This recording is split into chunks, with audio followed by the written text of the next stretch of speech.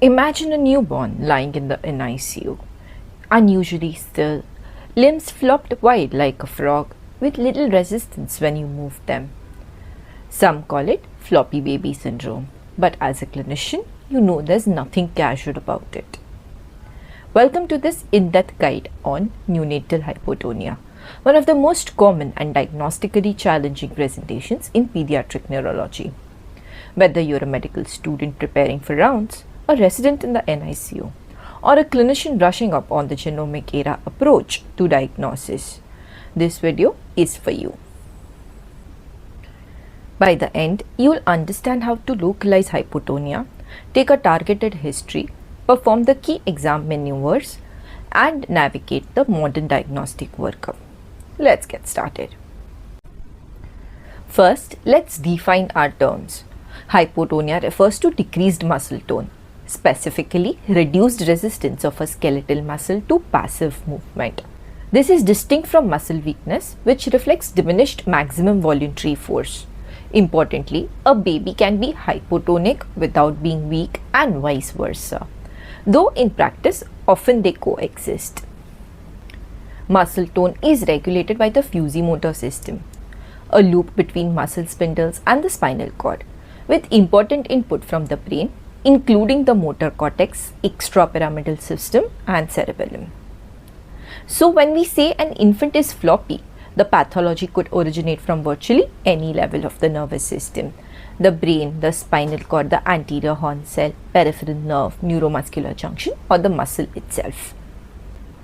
Why does early, accurate diagnosis matter so much? 4 key reasons. 1. Prognosis. Families need honest, specific information about their child's future. 2. Associated risks.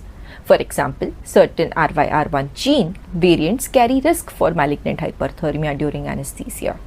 3. Family planning. Most causes are genetic, with implications for siblings, parents, and future pregnancies. 4. Treatment. This is crucial. We now have disease-specific therapies, gene therapies, enzyme replacement, antisense oligonucleotides that work best when started early. Missing the window can cost a child years of development. The first clinical question is always, where is the lesion? We divide hypotonia into central and peripheral based on anatomical origin. Central hypotonia arises from the brain or spinal cord, the CNS. These infants typically have preserved or even brisk deep tendon reflexes, dysmorphic facial features suggesting a chromosomal or syndromic disorder, decreased level of consciousness or seizures, developmental delay affecting both motor and cognitive domains. The most common central cause is hypoxic ischemic encephalopathy, HIE. Other major central causes include trisomy 21, Down syndrome, and Prader-Willi syndrome. Peripheral hypotonia stems from the anterior horn cell, peripheral nerve, NMJ, or muscle. These infants present very differently. Profound weakness, unable to move against gravity. Alert mental status, they look at you. Reduced or absent deep tendon reflexes. Myopathic faces, often open mouth, tented upper lip, long face. Possible fasciculations or joint contractures. The key differentiating feature is weakness. Ask yourself, can this baby move against gravity? If not, peripheral etiology is far more likely. A useful clinical table contrasts features. But don't be fooled by the exceptions. Some neuromuscular disorders cause seizures, particularly congenital muscular dystrophies, and some CNS disorders can impart real peripheral weakness. In the genomic era, many newly described conditions blur these classic lines. Central accounts for roughly 2/3 of neonatal hypotonia cases. Peripheral accounts for up to 1/3. But often drives the neurological consultation because the implications for management are so significant. A targeted history can narrow your differential significantly before you order a single test. Pregnancy history. Was the baby premature? Prematurity alone can cause transient hypotonia. Was there polyhydramnios? This suggests poor fetal swallowing, a peripheral clue. Was there reduced fetal movement in utero? Again, peripheral weakness. Did the mother have myasthenia gravis or use medications that could cross the placenta? Birth history. Was there perinatal asphyxia, maternal hypotension, cord prolapse, breech delivery, low UPCAR scores? Remember, HIE is the most common cause of central hypotonia and must be excluded first. But beware the double trouble scenario.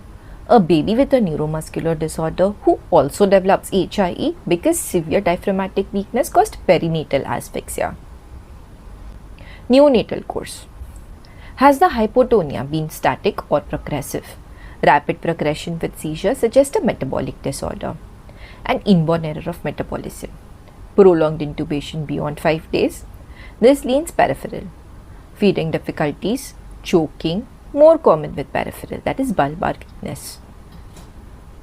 Fluctuating weakness or fatigability with feeding, think congenital myasthenic syndrome. Family history. Consanguinity, increased odds of autosomal recessive disease. Any family members with myotonic dystrophy, facial narrowing, distal weakness, grip myotonia. If the mother has DM1, she is obligately a carrier of congenital myotonic dystrophy in her child, and many mothers don't know they have it. Recurrent miscarriages may point to a multisystem syndromic diagnosis. Malignant hypothermia in the family, think RYR1 related myopathy. The physical exam is your next major tool. Let's walk through the key steps. First, simply observe. The hypotonic infant often lies in a characteristic frog leg position, hips abducted, knees flexed, rather than the normal flexed posture of a healthy term baby. The quality and quantity of spontaneous movements tell you a lot. Look for frog leg posture. Generalized low tone, bilateral tosses, suggests NMJ or myopathic disorder. Feeding tube. Poor oral motor function, tracheostomy, severe respiratory compromise, knee dimpling from restricted intrauterine movements. Now the 5 key exam maneuvers. First, pull to sit, that is the traction test. Pull the supine baby up by the wrists. A normal term baby resists with elbow or shoulder flexion and show only mild head lag until about 2 months. The hypotonic baby shows marked head lag and falls through the hand. Second is the scarf sign. Pull the baby's hand towards the opposite shoulder and across the neck. If the elbow crosses the midline, that's positive for hypotonia in the upper limb. Third is the popliteal angle. Flex the hip to the torso, then extend the knee. The normal popliteal angle is less than 90 degrees in term infants. An increased angle indicates decreased lower limb tone. Fourth is vertical or shoulder suspension. Hold the baby under the shoulders vertically. The normal baby resists slipping through. The hypotonic baby slips downwards through your hands. Fifth is the ventral suspension. Hold the baby prone and horizontal.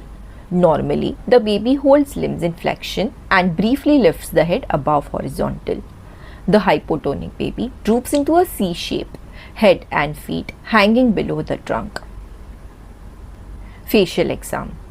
Myopathic faces, open mouth, tented upper lip, dolichocephaly, long face, high arched palate. Think congenital muscle disease. Ptosis plus ophthalmoplegia, specific NMJ or myopathic disorders. Dysmorphic features, syndromic or chromosomal diagnosis. Reflexes. In the newborn period, reflexes can be normally brisk or absent. They are unreliable. Clonus of up to 6 beats at the ankle can be normal in neonates. Persistent clonus beyond this window suggests upper motor neuron involvement. 3 conditions deserve special mention because of their distinct clinical presentations. Prader-Willi syndrome.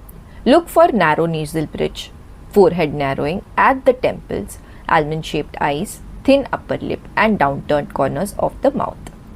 These babies often have striking central hypotonia with preserved strength. Spinal muscular atrophy (SMA) typically presents after the neonatal period around 1 to 2 months of age. Look for a bell-shaped chest from intercostal weakness, retractions, paradoxical breathing, paucity of movement, and the classic frog-leg posture with flexed hips and knees. Fasciculations of the tongue may be present.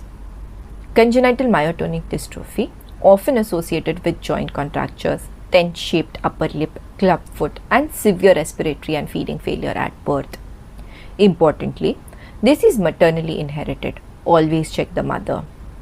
Remarkably, despite a critical neonatal presentation, most children with CDM1 wean off the ventilator within months and eventually walk. We've arrived at what may be the most important evolution in the field, the genetics first approach. Current consensus guidelines recommend rapid triogenome or exome sequencing as the first line test for neonatal hypotonia, alongside targeted clinical phenotyping such as MRI brain and ophthalmology exam. Why? Genome level sequencing achieves a confirmed diagnosis in over 50% of patients and changes management in at least 75 of those with a solved genetic cause. Parallel testing to consider: chromosomal microarray detects large copy number variants, yields approximately 19% in neonatal hypotonia. Prader-Willi testing, methylation PCR plus SNP array, one of the most common genetic causes.